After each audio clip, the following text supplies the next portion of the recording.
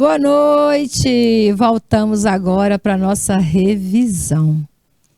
E você sabe que a nossa revisão é o nosso complemento de aula. Se vocês observarem, em toda a aula que a gente faz aqui, na terça e nos dois primeiros horários da quinta-feira, sempre tem uma sobra de material, que são as atividades para casa.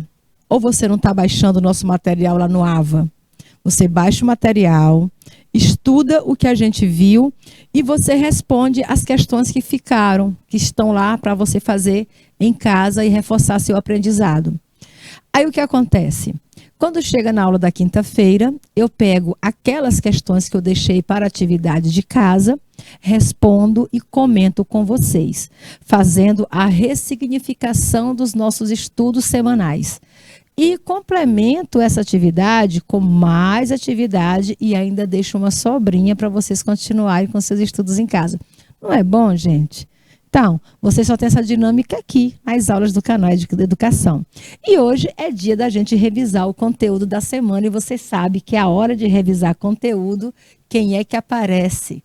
Hoje nós vamos revisar a carta aberta e a nossa aula de gramática, hoje de língua portuguesa, análise linguística, né, que foi coesão lexical. Carta aberta foi o gênero textual e coesão lexical foi a análise linguística. E quando chega na hora de revisar conteúdos aplicados durante a semana com atividades, é hora de pedir VAR. E ele já chega dizendo, eu quero VAR, e quando pede VAR, você já sabe, é algum lance que ele não viu, perdeu o momento, não entendeu. Então, se você não entendeu, se você teve que sair da sala naquele momento da explicação, e por isso ficou perdido em algum ponto da aula de hoje, ou da aula da terça-feira, essa é a hora de tirar a dúvida. Pede VAR, porque é de VAR que a gente vai revisar os conteúdos da semana.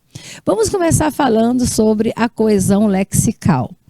A gente chama de coesão lexical ao conjunto de mecanismos que são usados na língua portuguesa para fazer a coesão textual. E o que é a coesão textual, professora? Só me ajuda a lembrar aí o que é a coesão textual. A coesão textual é o elemento que vai dar coerência ao texto.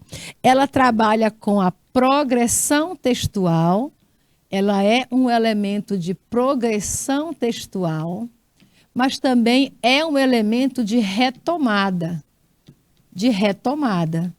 E tudo isso caminha para o desenvolvimento do texto, para que seu texto fique coeso e coerente. Então, quais são os elementos que eu posso utilizar, quais são os mecanismos que eu posso usar para fazer o meu texto progredir, para fazer com que meu texto não fique sem sentido, para retomar algo que eu já tinha falado antes? Olha, você pode usar os recursos gramaticais, aí nesse caso você vai estar fazendo a coesão, aí aqui você chama de coesão sequencial. Coesão sequencial, quando você usa principalmente as conjunções, não é isso? E também as preposições. Agora, quando você usa pronomes relativos e pronomes demonstrativos, você está fazendo a coesão referencial. Coesão referencial. E se você usa figuras de linguagem, como a elipse e o zeugma, que são aquelas figuras capazes, né, de omitir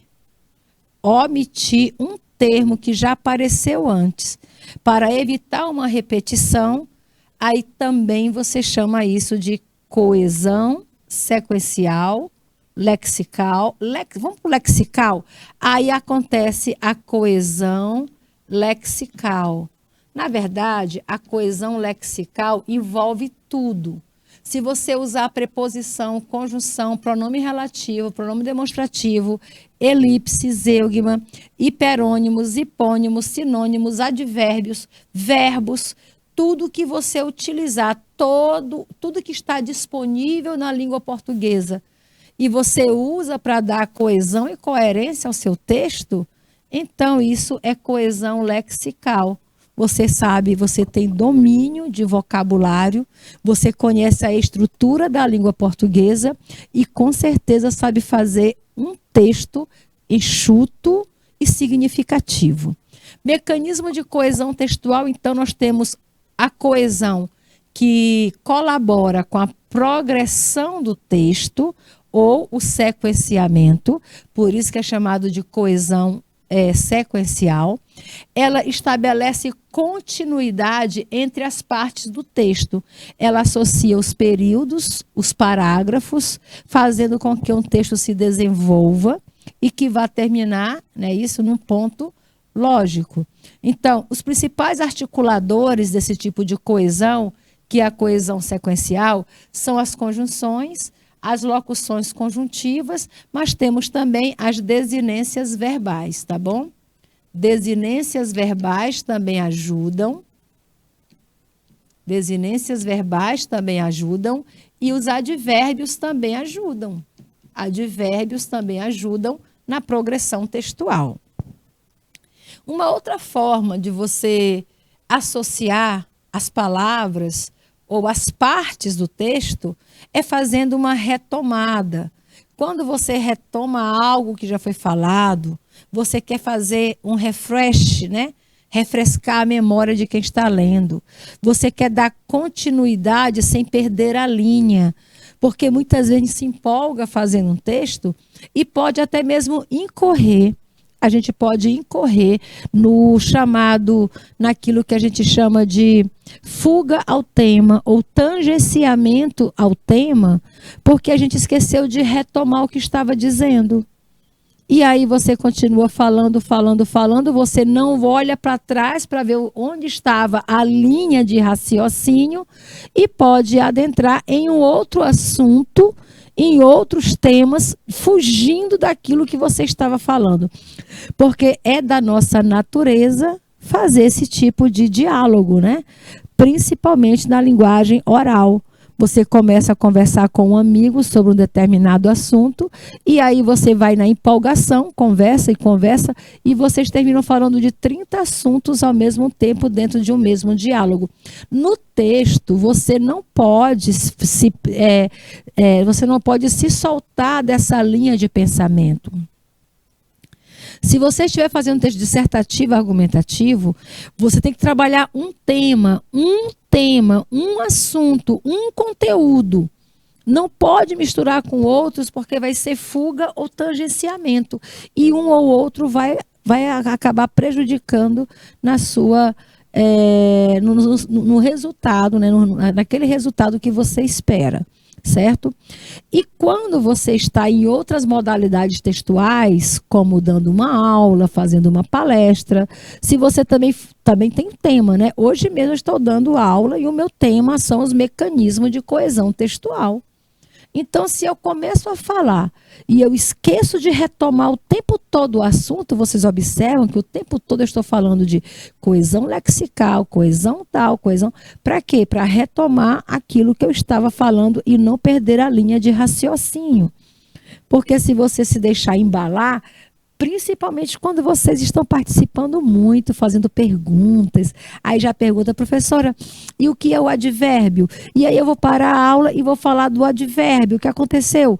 Eu não dei continuidade à aula, eu desviei o assunto da aula, mecanismo de coesão textual, para falar de advérbio, que é um assunto pertinente ao tema, mas é uma parte do tema. Isso seria tangenciar o assunto.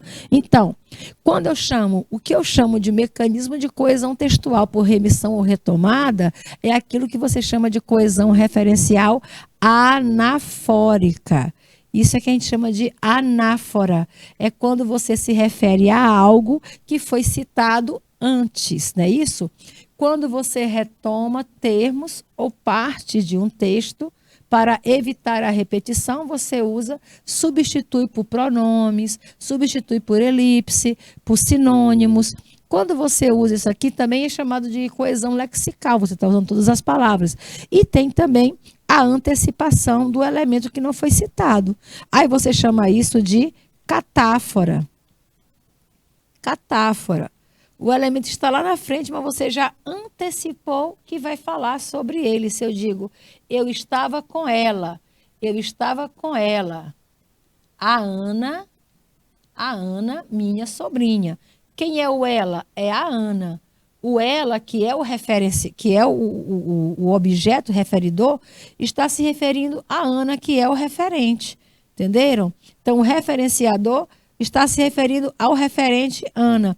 Só que eu primeiro falei ela, depois é que falei Ana. Logo, eu usei uma catáfora. Agora, se eu digo a Ana, minha sobrinha, eu estava com ela. Então, esse ela aqui ia retomar algo que eu falei antes. Se eu falei antes, é anáfora. Se eu falo depois, é catáfora. Então, você chama isso de remissão ou de antecipação dos referentes.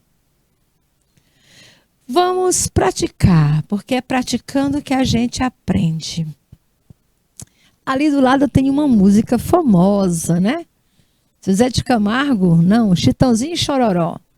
Ela ligou terminando. Eu não sou boa de cantar não, viu, gente? Por isso que eu dou aulas. Mas aqui é o seguinte, como nós estamos no YouTube, e eu não posso colocar o vídeo nem a música, porque aí paga direitos autorais, eu vou cantar. Então, aguentem aí. Segura, que é melhor do que a Juliette.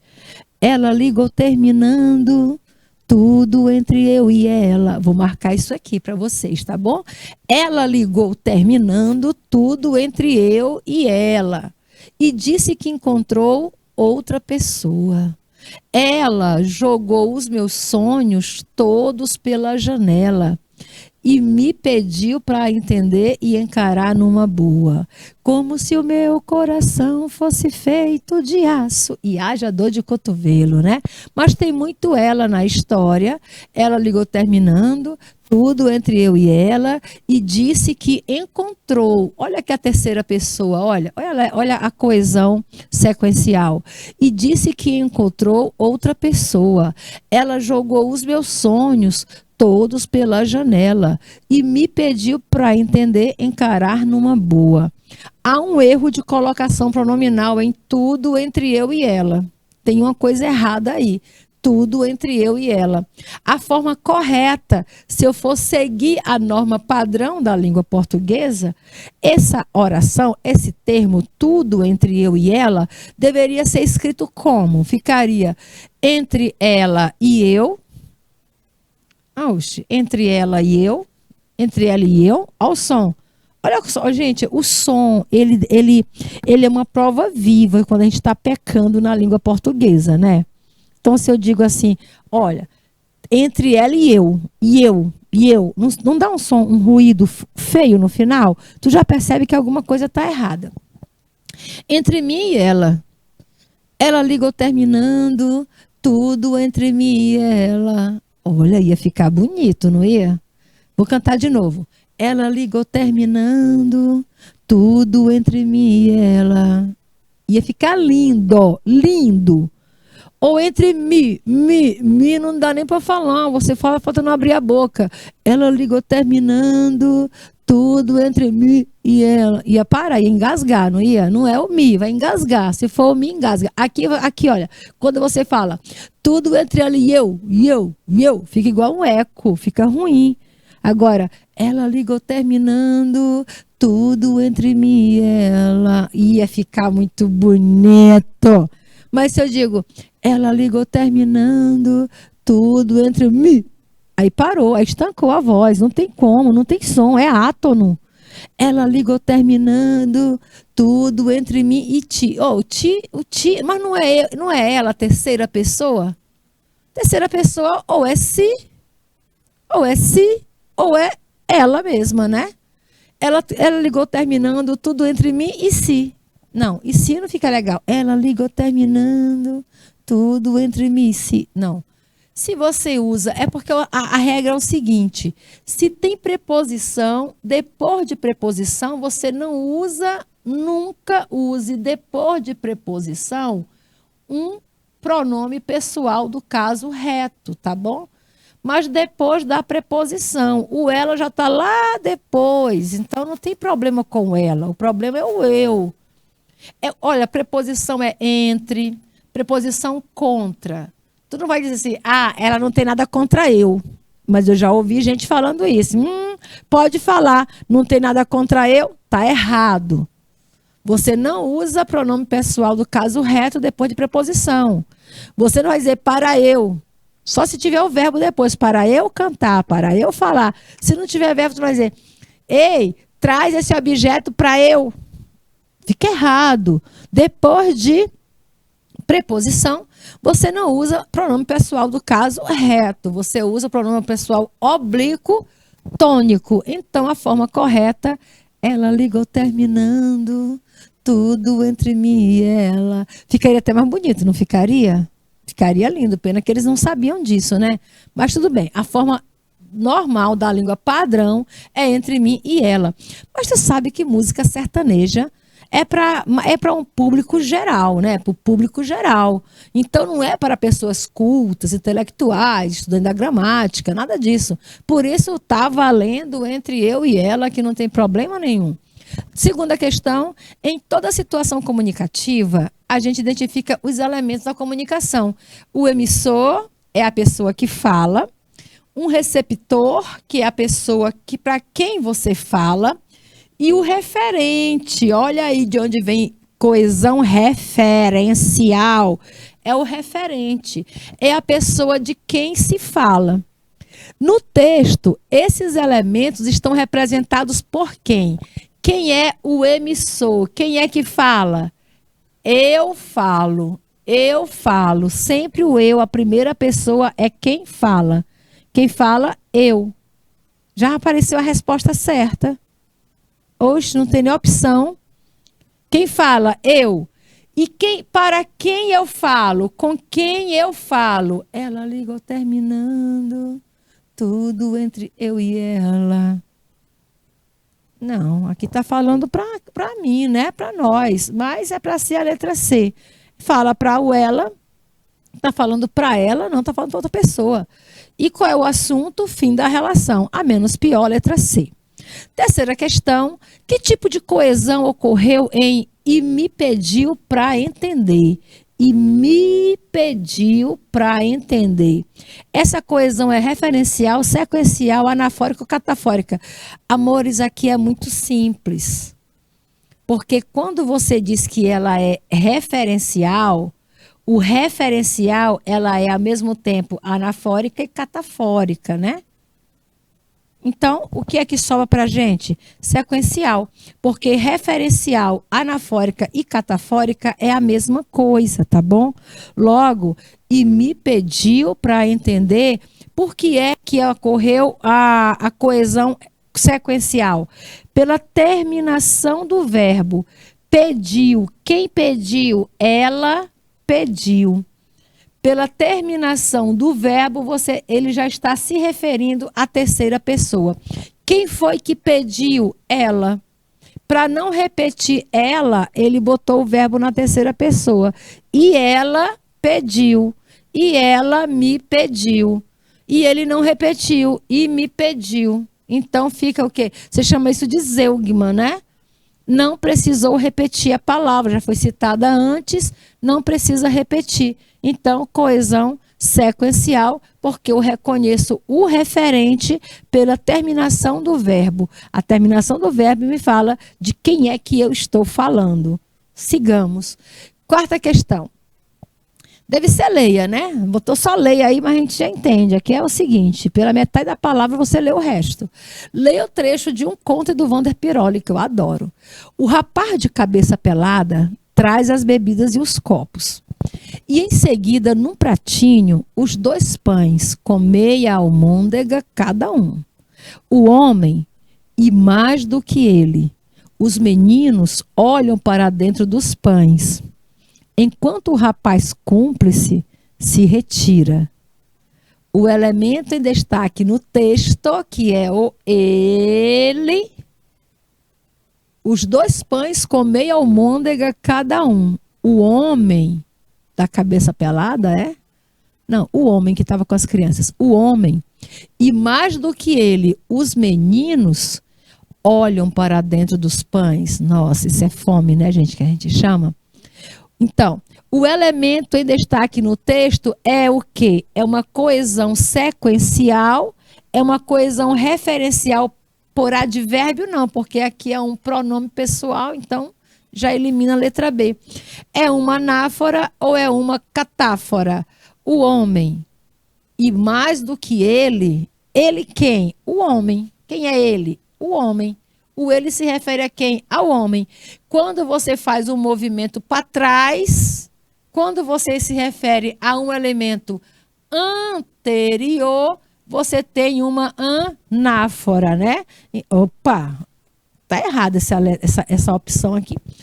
Quem é ele? Ele, o homem. Olha, veio para trás. Se veio para trás, é uma anáfora. Às vezes é porque a gente esquece de mudar o efeito, tá? Mas a resposta certa, anotem aí, é a letra C. Quinta questão.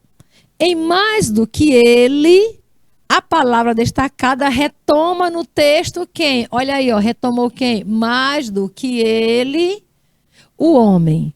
E mais do que ele quem? O homem. Então, se refere a quem está atrás, ao homem. E quando se refere a quem está lá atrás, isso é uma anáfora. Coesão anafórica. Continua. Em qual alternativa o termo destacado não retoma o referente? O referente está destacado aqui, ó. Bruna foi morar nos Estados Unidos. A filha do Antônio realizou seu grande sonho. Quem é a filha do Antônio? É a Bruna. Então, isso aqui é o quê? É uma retomada de referente. Ocorreu. Dario vinha apressado com aquele guarda-chuva no braço esquerdo. Quem é aquele? Aquele é o guarda-chuva. Aquele guarda-chuva é um pronome demonstrativo que aponta para algo que estava distante dele. Dario vinha apressado com aquele guarda-chuva no braço esquerdo. Isso quer dizer que ele está distante do Dario, né? E do guarda-chuva. O presidente se demitiu. O chefe de Estado não aguentou a pressão. Quem é o chefe de Estado? É o mesmo presidente. Então, anafórica. O B é catáfora. O A e o C é anáfora. Mário chorou. Ele não gosta de filme triste. Quem não gosta de filme triste? O Mário. Então, só quem não retomou o referente, quem é o referente? Dario. E aqui o aquele fala de quem? Do guarda-chuva, que não é o referente. Então, quem não retomou o referente foi a letra B, Dario, porque a palavra aquele, que é o referidor, não se refere ao Dario, se refere ao guarda-chuva. Entenderam? Para a sétima questão, um texto. O cérebro humano exibe diferentes padrões de atividades com diferentes experiências. Um deles retrata reações cerebrais de um viciado em jogos eletrônicos. Comportamentos viciantes ativam o centro de recompensa do cérebro, afirma Clary Dillon, neurologista que estuda, aliás, neurocientista que estuda comportamentos obsessivos. Contanto que a conduta acarrete recompensa, o cérebro atrará da mesma maneira que uma droga. Estabelece relação de referência a uma expressão mencionada anterior é anáfora. A uma expressão anterior é anáfora. No texto, o termo sublinhado em o cérebro humano exibe, primeiro, humano é um adjetivo. Ele não tem relação anafórica, tá bom? Um deles retrata reações cerebrais de um viciado em jogos eletrônicos. Aí tem que ver no texto, né? O cérebro humano exibe diferentes padrões de atividades. Um desses padrões pode ser comportamentos viciantes.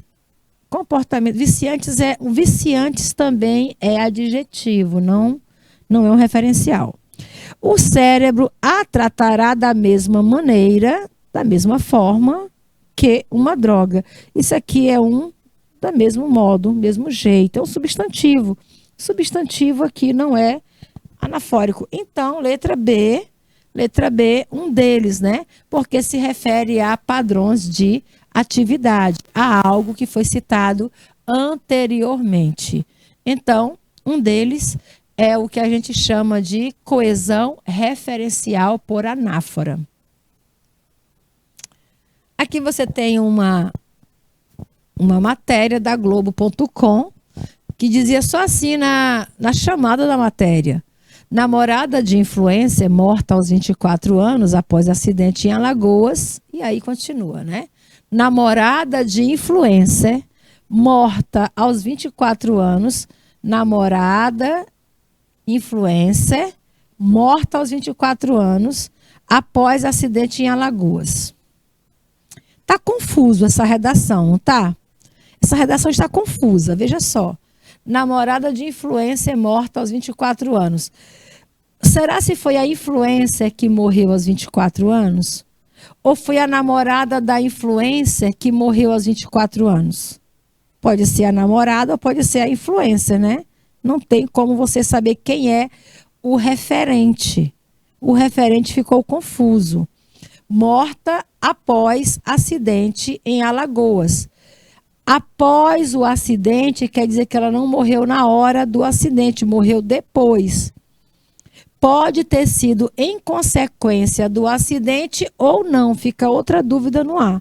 Morreu em consequência do acidente ou morreu de qualquer coisa depois do acidente? Não fica explícito, pelo menos na chamada. Beleza. Isso você chama de escolha lexical ou seleção, né? Escolha lexical ou seleção lexical. Se você não escolher bem as palavras, você pode criar um texto confuso. E um texto confuso é um texto sem coerência, tá bom? Namorada de influencer morta aos 24 anos após acidente em Alagoas. Fica um texto confuso porque não deixa muito a entender. Vamos lá, 8ª questão. As ideias veiculadas no texto pelas escolhas, olha aí a palavra que eu falei, pelas escolhas lexicais, deixam entender que, você vai ter que interpretar mesmo, né? Porque tá difícil aí. Deixa entender que a namorada da influenciadora foi assassinada. Olha, com certeza aí só uma viagem daquelas, tá bom? Só se você comesse maionese estragada, aí você ia acreditar que o texto está falando de que a namorada da influenciadora foi assassinada. Até porque está bem clara a palavra acidente. Letra B. A namorada da influenciadora morreu na hora do acidente. Não foi porque tem a palavra após. E o após é um advérbio de tempo. De tempo. Após quer dizer depois. Não é? Depois. Não dá para dizer que morreu na hora.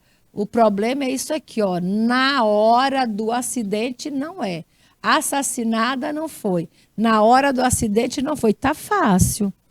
Pensei que fosse dar mais trabalho. Letra C. A namorada da influenciadora primeiro morreu e depois sofreu um acidente. Namorada de influencer morta aos 24 anos após acidente em Alagoas. Não. Aqui está o contrário, né? Não dá para entender isso não, dá? Que ela morreu que ela morreu antes do acidente? Não, ela morreu depois. A gente não sabe se ela morreu por causa do acidente ou de qualquer coisa após o acidente. Então, ela não morreu primeiro. A namorada primeiro morreu e depois sofreu o acidente. Seria quase que impossível acontecer isso, né, gente? Só se fosse no mundo surreal, aí dá certo. Então, por eliminação, ficou fácil. A gente entende pelas escolhas lexicais das palavras, né, que a namorada influenciadora foi morta depois de um acidente em Alagoas. Era para ser dito isso, foi morta, mas botou somente morta, tá bom? Foi morta, morreu depois de um acidente em Alagoas, tá bom? É essa aí o entendimento que se chega ao texto. 9ª questão.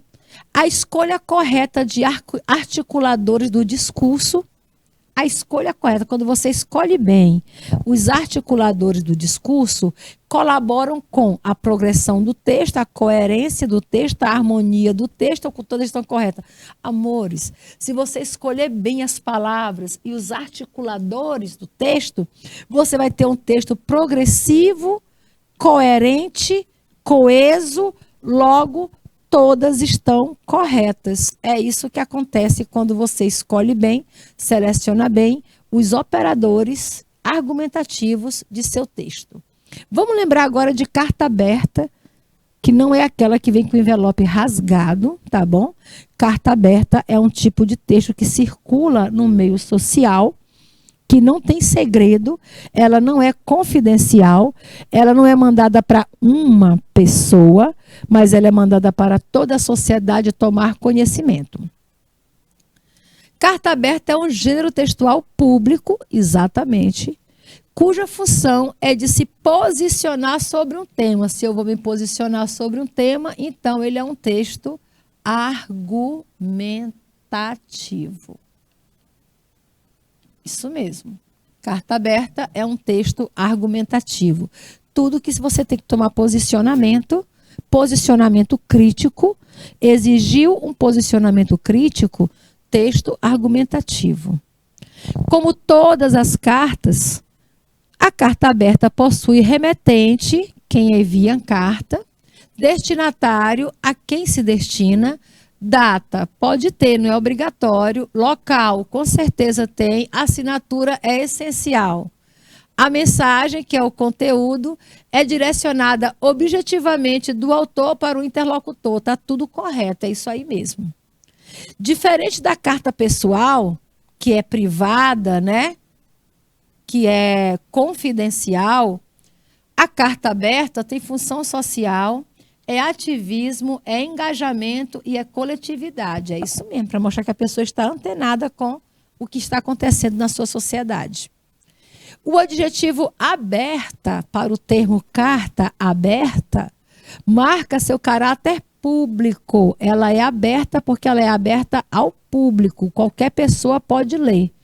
Pois é utilizada para se posicionar, com certeza, é usada para questionar, para solicitar algo a alguma pessoa ou alguma instituição que possua visibilidade, senão não adianta você pedir para o seu vizinho, porque ninguém conhece seu vizinho, tem que ser alguém de grande visibilidade e de reconhecimento social. Isso mesmo. Então, não é para qualquer um que você escreve carta aberta, não, viu? A gente escreve carta aberta aí para quem tem influência de fazer alguma coisa por nós.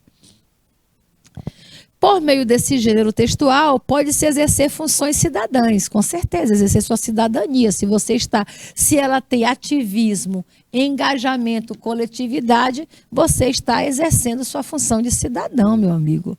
Uma vez que seu posicionamento crítico, solicitação e sugestão de medidas políticas tornam-se públicos. Verdade. É necessariamente pública. Ou seja, é divulgada pelos meios de comunicação, jornal, revista, imprensa de modo geral,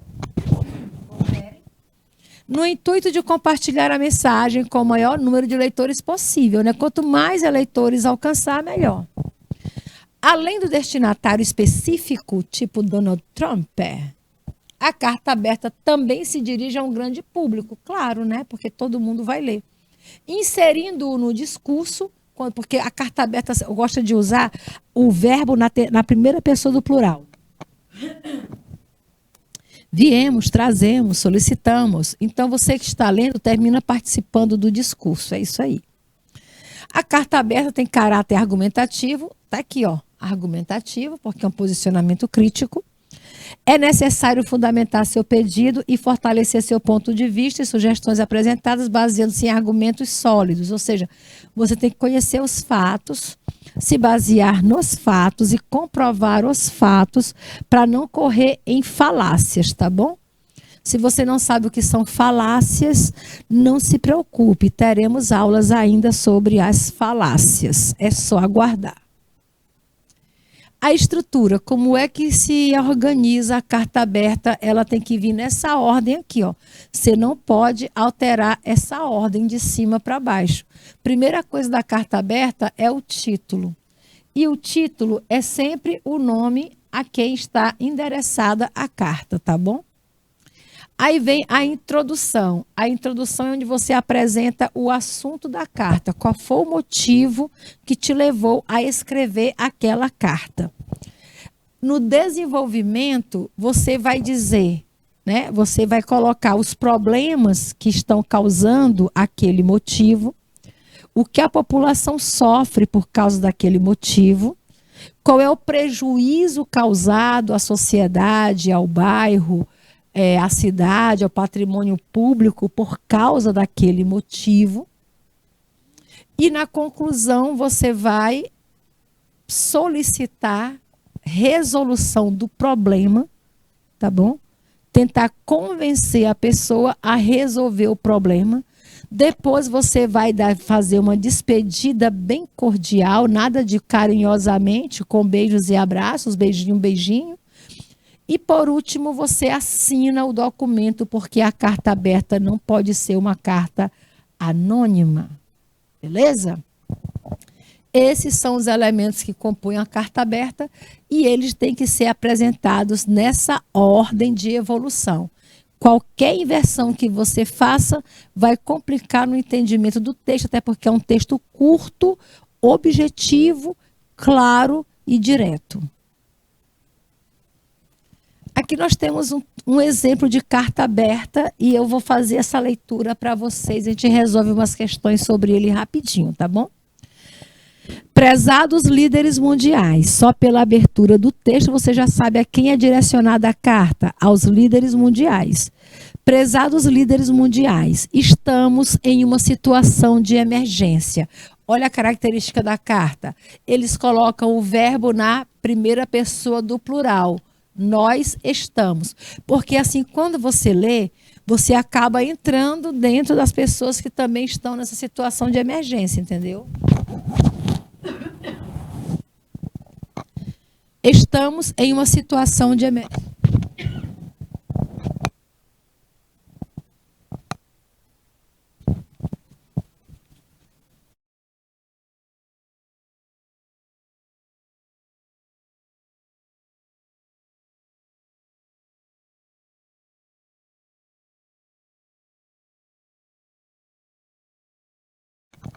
Continuando a leitura.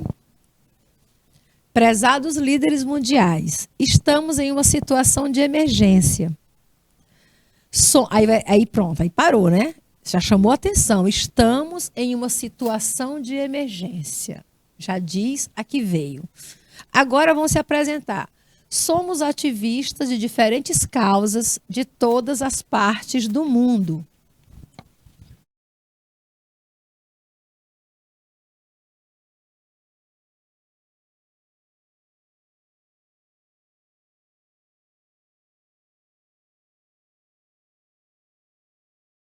Continuando a leitura. Somos ativistas de diferentes causas de todas as partes do mundo. E pela primeira vez, unimos nossas vozes para escrever esta carta, exigindo ações imediatas neste ano crítico. O ano é crítico, gente. Aí ela vai dizer o motivo. Há 5 anos, na sede da ONU, Organização das Nações Unidas, 193 países assumiram o compromisso de implementar, aí vem letras maiúsculas, para mostrar que isso aqui é o nome de um documento, tá bom? 193 países assumiram o compromisso de implementar os Objetivos Globais de Desenvolvimento Sustentável. Isso aqui é o nome de um projeto. Objetivos Globais de Desenvolvimento Sustentável. E você não sabe o que é, né? Mas a carta vai dizer o que é isso daí. Trata-se de um plano histórico, para quem não sabe, para erradicar a pobreza extrema. São várias as causas aqui, ó. Primeiro motivo desse plano: erradicar a pobreza extrema, superar desigualdades e reverter a crise climática. Vejam a situação atual do nosso planeta. Nosso planeta está em extrema pobreza, nosso planeta não superou a desigualdade, nosso planeta não reverteu a crise climática. O clima está aquecendo. Desastres naturais estão se tornando cada vez mais frequentes. Milhões de pessoas estão sendo forçadas a abandonar seus lares. Crianças estão sofrendo com a falta de itens essenciais, como alimentos e assistência médica. Ativistas estão sendo assassinados por defender seus pontos de vista. Meninas e mulheres estão tendo seu direito à educação negado e sofrendo discriminação e violência. Vejam só, por causa de uma situação, outras mais vão se desenvolvendo. Como o planeta está aquecendo, o clima ficou maluco, né? Incêndios, queimadas, tempestades, desastres ambientais de todas as formas. E isso faz com que pessoas fujam de suas casas. Isso faz com que crianças sofram com falta de alimento e assistência médica. É isso? Isso faz com que ativistas que estão lutando pela causa sejam assassinados, como mataram 2 agora na Amazônia, que faziam atividades contra o garimpo. Meninas e mulheres, já que estão fora do lar, estão em situação de fragilidade, acabam tendo seu direito à educação negado e ainda sofrem violência e discriminação. Uma coisa puxa a outra. Continua. Apesar de tudo isso, no entanto, ainda ousamos esperar que em 2020, que não aconteceu, vocês agirão de forma decisiva e corajosa e iniciarão uma década de ações cruciais. Era o que eles esperavam, né? Precisamos que vocês ajam mais depressa para obter os recursos necessários para implementar essas ações, para monitorar a implementação, para desenvolver soluções radicais. Aqui vai dando o que é que deve ser feito, olha, dando a ideia, o que tem que ser feito para acabar com o problema. E aí vem o finalzinho, o desfecho da carta, que elas dizem assim: estamos de olho em vocês, né? Ou seja, estamos observando, é um tipo de observatório. E lutaremos todos os dias pelas pessoas e pelo planeta. Não somos poucos, somos milhões unidos em uma só voz e com uma única pergunta.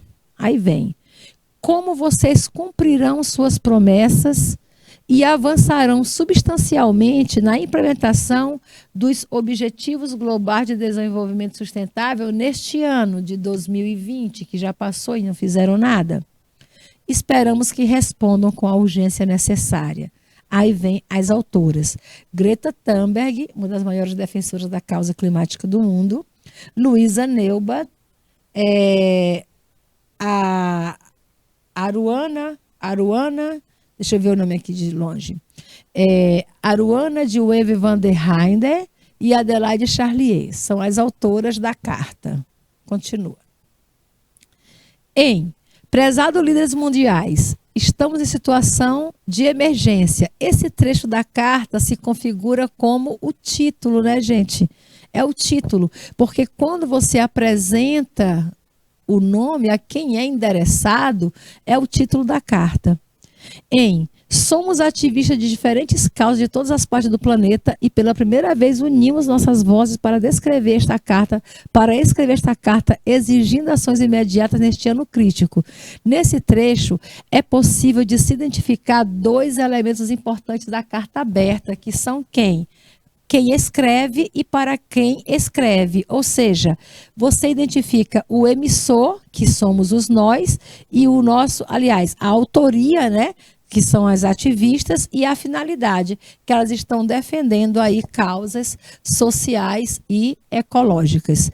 Hoje a gente revisou a coesão sequencial e fechamos a nossa aula aqui com uma revisão sobre carta aberta. Tenham vocês todos uma boa semana, um bom final de semana e até a próxima aula.